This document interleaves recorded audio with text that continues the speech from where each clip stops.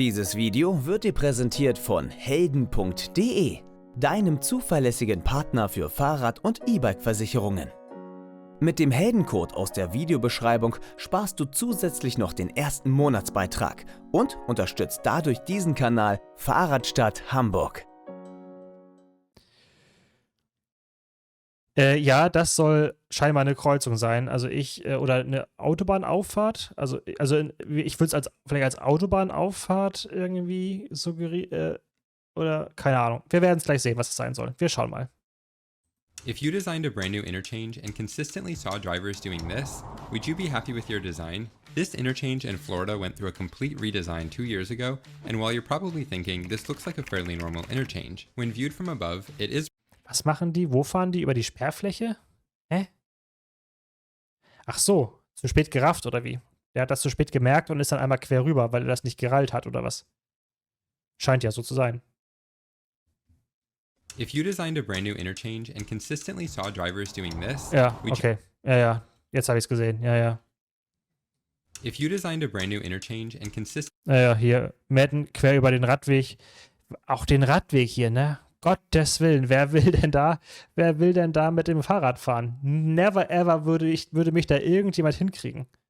Das ist doch lebensgefährlich. Wer will hier ungeschützt? Katastrophe. Gruselig. Komm, einfach quer rüber. Consistently saw drivers doing this, would you be happy with your design? This interchange in Florida went through a complete redesign 2 years ago, and while you're probably thinking this looks like a fairly normal interchange, when viewed from above, it is pretty normal. But there are a few quirks it has that leave drivers confused and cyclists fearing for their lives. Yeah. The cause behind these issues applies to every road project, and it isn't always taken into consideration in the design. But first, let's look at why this redesign happened in the first place and how this interchange actually works. Before the redesign, the original interchange functioned as a partial cloverleaf interchange, with these two loops creating a weaving zone right here. This typically isn't a desirable design because all of the traffic exiting the highway has to merge into the traffic trying to enter the highway. This creates a stretch of uncontrolled conflict points, which can lead to crashes and cause backups with people trying to weave between each other. So, in an attempt to improve safety and efficiency, this exit ramp was removed. But this entrance ramp got to stay. Another difference is that this northbound exit was previously a free-flowing ramp that would merge into traffic, but that was changed into an intersection controlled by a traffic light. All of these are pretty normal changes, but one change that ist ja gruselig. Meine Güte nochmal. Allein schon, was ist denn... Ach, ich mit meiner Hand und der Maus hier. Was ist denn das hier für eine Krücke? Das sieht ja schlimm aus, diese komische Krücke hier. Gottes Willen. Und dann, wenn ich den Parkplatz hier unten schon sehe, ne? Da graut es mir ja... Wenn ich das hier unten schon sehe, da graut es mir ja schon vor. Ist auch wieder ein Einkaufszentrum, oder was ist das hier? switches things up a bit is how they divided the lanes going straight at this intersection. The traffic in the right lane is free to continue on as long as their light is green, even if these lanes are red. This was done to allow for 2 phases to run simultaneously. Since there's a physical barrier here, traffic entering the highway here can move at the same time as this exiting traffic turning left. This makes sense and improves efficiency at this interchange. This concept is actually done in quite a few places, although with a slight twist. At this interchange in Ohio, for example, all of this traffic entering the highway gets separated here by a continuous physical barrier and never has to interfere with exiting or entering traffic. There are these single green arrow lights, indicating to drivers that they can always continue straight in these lanes and won't have interference from any turning traffic. This is because there's an additional loop ramp on this corner that handles all of the traffic coming from this way that would need to enter the highway. In the Florida interchange, there wasn't room in this situation to create an additional loop ramp on this corner without having to acquire more land and demolish businesses, so this is likely why this wasn't done. Therefore, that's why this left turn. Wieso? Man kann doch ganze Stadtviertel wegreißen, um Straßen zu bauen. Warum kann man denn jetzt hier nicht so ein Fastfood-Restaurant wegnehmen, einfach um da so eine Rampe zu bauen? Also das verstehe ich jetzt nicht. Also so ein bisschen Flexibilität muss man doch auch mal an den Tag legen hier. Also, was gibt es denn Besseres, als Infrastruktur wegzureißen, um Straßen zu bauen? Gibt doch nichts Besseres. Has to exist, and that's why there's a gap in this barrier. In fact, this is the only time this light ever turns red, as this left turn is the only movement in this interchange that interferes with this traffic entering the highway. However, in theory, anyone could enter this gap when they aren't supposed to. whether that's the traffic going straight thinking they can turn to enter the highway, or traffic that took the wrong exit and wants to re-enter the highway. The design naturally discourages this with curbs and lanes that channel traffic to where they need to go, but drivers will do some pretty remarkable things sometimes. There's also signs indicating no turning where you shouldn't be, and even this light up do not enter sign that is always illuminated except for the phase of this light that allows for these left turns to go. Overall, I think most people would agree that driving through this is pretty self-explanatory. So why are maneuvers like this still happening? With any road project, there's more to it than simply the centerpiece of it. Sometimes a single change can affect traffic way down the road, even if it isn't part of the same project. For example, Wenn ich diese Straßen sehe, ne? Gruselig. Absolut gruselig. Da verlässt du deinen Wohnort 3 Meter und landest dann hier auf diesem Horrorweg hier. Und ich beschwere mich über die Wandsbeker Chaussee. in an area where a traffic light was converted to a roundabout, it could cause backups at a stop sign controlled intersection down the road, where there's no longer a consistent break in traffic that the traffic light a mile down the road used to provide. Additionally, the way lanes are designated and how signage is applied is a huge part of any project, and this is where the problem for this interchange begins. All of the traffic entering the highway with this kind of interchange configuration needs to be all the way to the right, to either head north by taking this ramp or by continuing straight to head south and proceed through the cloverleaf ramp. There's this sign that indicates which lane goes where, but this is about the only sign that makes sense. Once we start moving back, we get to the point where all of this highway access traffic is diverted off from the through traffic. And if we continue moving back, we see this sign, which is just not true. Access to I-75 north to Tampa does indeed keep right, but the ramp to I-75 south to Naples is in the next lane over. If we back up further, we see the single lane that takes all traffic to enter both directions of the highway. And if we back up to see where the lane begins, we get this sign, which I think is a big culprit of why the confusion occurs. All access to I-75, both north and south, occur from this lane. Telling southbound traffic to just keep right completely skips over the fact that southbound traffic also needs this lane. This is also the first sign on this road indicating any access to the highway. If you're wondering why I haven't mentioned the obvious bike lane problem yet, don't worry, I'll get to it in a bit. Signage is Ja, aber ja, natürlich, da hat er natürlich vollkommen recht. Das heißt, diese Beschilderung, die wir jetzt hier gesehen haben, die ist natürlich vollkommen wurscht, also vollkommen irre, weil natürlich das suggeriert, dass wenn du auf diesem Fahrstreifen bist, dass du hier richtig bist, ne? Weil das Schild ist ja genau über dem Fahrstreifen. Ich würde es auch so verstehen, dass wenn ich die Interstate 75 in Richtung Norden will, muss ich hier fahren, und wenn ich auf die Interstate 75 in Richtung Süden will, muss ich hier bleiben. Es ist schon schwer entsprechend zu verstehen. Das kann ich nachvollziehen, dass dort einige irritiert sind am Anfang. Aber dieser Radweg, der hier ist, in der Mitte, ach du Heilige. Katastrophe. Telling southbound traffic to just keep right completely skips over the fact that southbound traffic also needs this lane. This is also the first sign on this road indicating any access to the highway. If you're wondering why I haven't mentioned the obvious bike lane problem yet, don't worry, I'll get to it in a bit. Signage is physically a very small part of any project, but it can have a huge impact on driving behavior, which is why it's... Nee. Die Beschilderung ist das A und O. Also die Beschilderung und die Signalisierung ist das A und O, wenn es darum geht, Verkehr richtig zu leiten. Und dieses Schild, was wir da eben gesehen haben, ist natürlich der absolute Fehlgriff darin, entsprechend den Autoverkehr vernünftig zu leiten. Davon mal abgesehen, dass diese ganze Kreuzung ein absolut irre ist. Crucial it's done correctly. The same applies to paint on the road. Arguably way more important. Without lane markings, this wouldn't be a road. It would just be a huge piece of pavement. However, since paint and signs are relatively small pieces of a project, that means a problem with lane markings or signage is relatively easy to fix. So, what could be done here? Well, a few things, but first we need to address this bike lane. I think it's safe. Wer saß da im Planungsbüro und hat sich gedacht, hier der Radweg, der macht's. Das ist genial. Das finde ich gut. Den werden ganz viele Menschen so nutzen, den Radweg. Wir können uns gar nicht mehr retten davor, wie viele Menschen dort mit dem Fahrrad fahren werden. Lass mich raten, die Fahrräder im Monat kannst du mit der Hand abzählen wahrscheinlich? Da wird doch niemand langfahren. Also mich wird da niemand langkriegen. To say, this is not a good design for cyclists. Nee. With all highway access traffic having to cross this bike lane going at 50 miles an hour, it's a bit of a shame that this can even be considered bike infrastructure. Yeah. Especially on a new construction project. Then, considering the fact that many drivers are making maneuvers like this because of the confusing design, this goes from being a bad design for bikes in theory to a terrible design in reality, and it's disappointing that this project is a new example of what the state is building and what it considers an acceptable design. However, it leads to an interesting dilemma though, as technically the state can say this project was inclusive of all users, since they included bike infrastructure on this project. But if that bike infrastructure is going to put its users in danger, should it even be built in the first place? This is a topic that could be debated in depth in a future video, but in my opinion, no. This bike lane should not be here. Which man muss dazu sagen, man hatte natürlich auch überhaupt gar keinen Platz für einen vernünftigen Radweg. Hier ist ja überhaupt gar kein Platz. Ja, wo hätte man denn hier auf dieser engen Fläche auch einen vernünftigen, geschützten Radweg machen sollen? Geht gar nicht. Verstehe ich vollkommen. Ist kein Platz.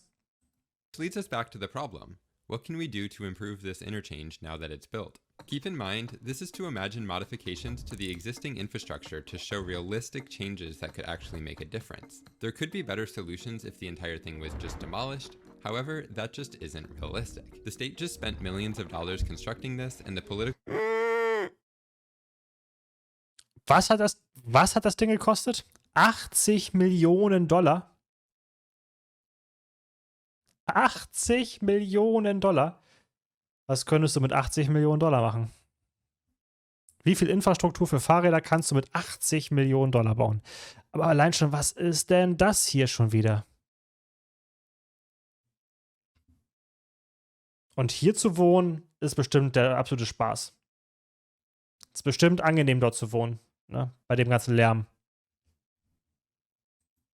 will it would take to completely redo it would be enormous. With that said, the first thing we could do is remove the bike lane and rebuild this sidewalk to become a path with space for both cyclists and pedestrians. Ideally, we want this path to minimize any interference with vehicle traffic. This could be done with creating short tunnels under these side roads for the crossings. However, this isn't always in the budget, especially for minor road modifications. A less ideal but lower cost option could be ensuring crosswalks are well marked for pedestrians and bike crossings. There is some debate on what the proximity of these crosswalks to the road should be. On one hand, placing crosswalks closer to the road like this increases visibility of cyclists and pedestrians for drivers, since they would ideally already be in the line of sight of drivers. However, this isn't always true.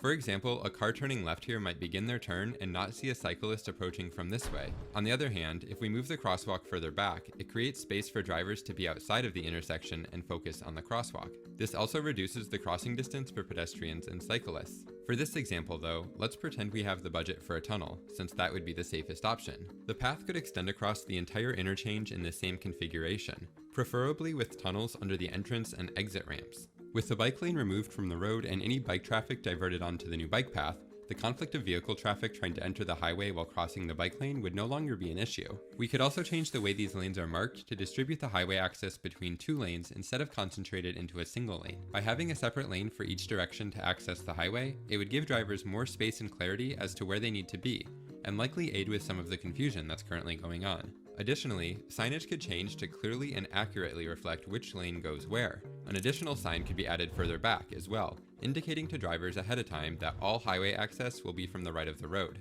Changes to our infrastructure can encourage a change in behavior, and all change has to start somewhere. Building a single path with some tunnels is never going to fix every problem here, but it is an example of a realistic improvement that would create more options for more people. I'm sure many people living on both sides of this highway see it as an impassable barrier to cross with.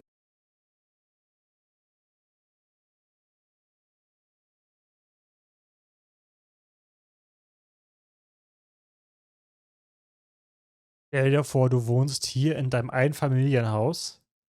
Ich stelle mir das gruselig vor, so zu leben, aber okay. Und dann bist du direkt hier an diesem Horror-Dingens. Und da wird dir erst wieder klar, dass du ohne Auto wirklich dort überhaupt keine Überlebenschance hast. Wo willst du denn hin von hier ohne Auto? Du kannst ja nichts, absolut gar nichts erreichen. Mit dem Bus, mit dem Auto oder ähnliches. Also hier ist ja nichts zu erreichen. Meine Güte. Oder auch das gleiche auf der anderen Seite. Gruselig. Oh, wenn ich das schon sehe hier, ne? Wenn ich das hier schon sehe. Ja, das ist halt das amerikanische Zoning, ja. Genau, das ist das Problem. Absolut gruselig. Horrormäßig. without a car. And that's fair because it was made to cross with a car. Even though there's a bike lane and a sidewalk, there are very few people who would actually consider these viable options, simply because of the perceived danger. Of course, the time it takes to get across this in a car compared to walking or biking will almost always be a factor as well, and some people are always going to drive here, no matter what. But some people might consider biking or walking if they had a safe way to do so, and that's what something like a path like this would do, create an option. Meanwhile, road signs and markings, which are meant to guide and inform, are instead confusing drivers, since they aren't aligning with how humans naturally interpret and respond to visual cues, which leads to an important factor that seems to have been forgotten here: human psychology. After all, humans are the ones using the roads. For infrastructure to work well, it needs to not only function physically, but also consider how people behave. Designs need to take into account that humans get confused, angry, distracted, and sometimes make mistakes. We all perceive differently, and we're going to adjust our behaviors accordingly. What might work on paper doesn't always work with humans, and that's why elements that guide and inform the human aspects of roads, like road signs and lane markings, or bike lanes where people actually feel safe, are so important. These all might seem like minor details to spend time discussing, but minor details are crucial when it comes to any infrastructure project, and thankfully are easier to fix if done incorrectly. Every piece of infrastructure was built from scratch at one point, and it's possible to change it over time. If there's a road in your city that has something wrong with it, there's people you can contact to let them know.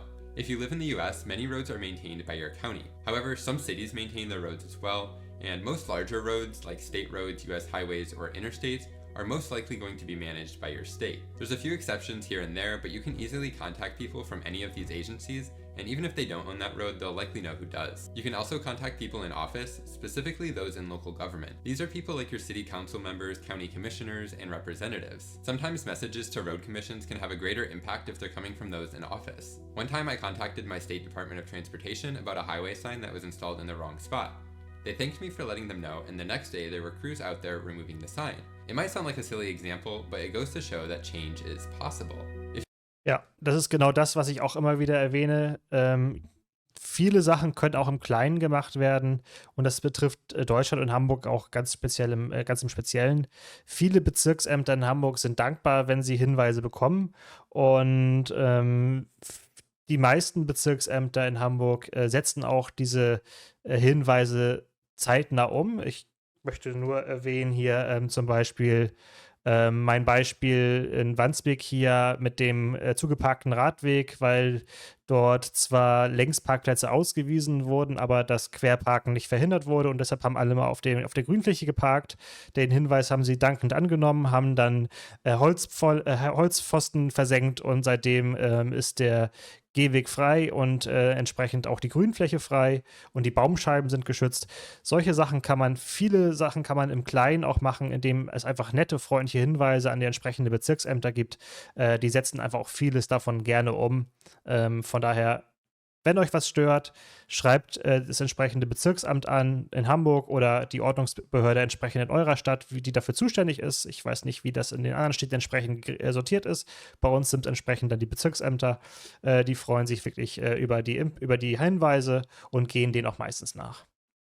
If you like this video and you're interested in showing your support for the channel, you can pick up a shirt just like this at the link in the description, and I also have a Patreon to help support the channel with exclusive posts and further discussion on some of these topics. If you found this video interesting, check out this video next about a different type of interchange design called a diverging diamond, and be sure to subscribe as I'll have more videos in the future discussing road design and urban planning. Ja, das haben wir schon gesehen, danke. Haben wir schon geguckt, das Video, das kennen wir schon.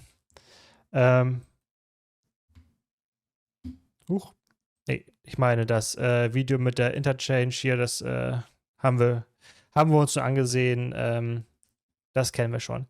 Ja, wir haben wieder gelernt, viel zu überdimensionierte Infrastruktur, katastrophales Zoning. Wer möchte so leben? Ich auf jeden Fall nicht. Katastrophe.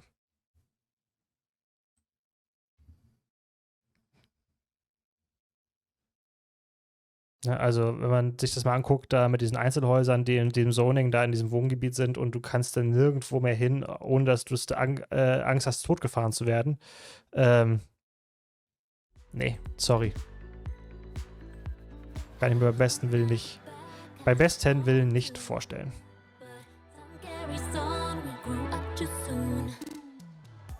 vielen Dank an meine UnterstützerInnen bei Patreon. Ihr macht diese Videos überhaupt erst möglich. Wenn auch ihr ein Patreon werden wollt, geht gern auf patreon.com/Fahrradstadt Hamburg. Another kingdom is gone. All of the stakes were better. We tried for better. I say goodbye to days of daydreams. Another kingdom is gone. Another kingdom is gone. Do you remember all the places we went, the spaces we